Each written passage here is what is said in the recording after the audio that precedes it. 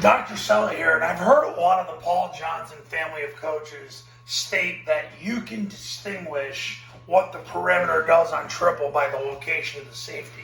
If you have a play side safety, the receiver takes 3 steps up the field and gets his inside knee through his crotch, inside hand to the stomach, 4-inch northbound steps, and then the A-back takes 3 flat steps, steps at 45 degrees, and he traps or locks the corner. Okay, so you can get away with that almost all the time, but there is an exception. I'm going to show it right now.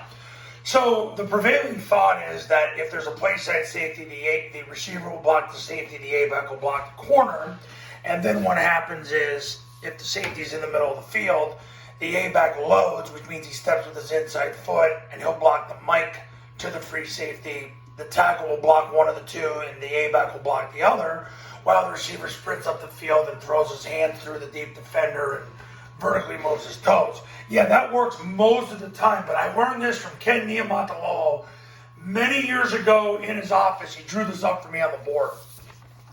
This situation right here. So what happens is, yeah, the safety's in the middle of the field, so if he takes a load path, okay, great, but then you got a 3-on-3 over here. Pretty much you can't run triple against a 3-on-3.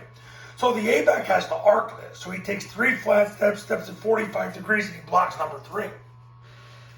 And then what ends up happening eventually is the tackle is the one who ends up blocking the free safety, because you're going to get a back call here. He's going to block the mic, and then he's going to block the safety. And receiver is the deep defender. So you can't always use the safety to determine what the perimeter is. Yeah, it'll work most of the time, but if you get a defender touching the tackle and then 2 guys outside of that with a corner, you can't do that. So, and you can't have him crack him because he's in the box. It's too far to go. So, what you have to do is you have to count from the tackle out. There's no shortcut for it. The A-back's going to count 1 and 2. He's got to identify the corner, identify the safety, and identify if there's an extra player. There's no shortcut. And pretty much, if he counts to 4, these 2 guys switch it. If he counts to 3, he loads it. That's what happens. So, rule of 4, 1, 2, 3, 4, they arc it. 1, 2, 3, he loads it. That's how you have to do it. Otherwise, you're going to get stuck getting 3-on-3 on the perimeter. Learned that from Coach Niumatalolo many years ago.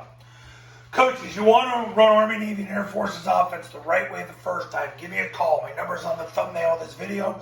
So is my website. I hope people win more games every single year. It's what I do. Talk soon.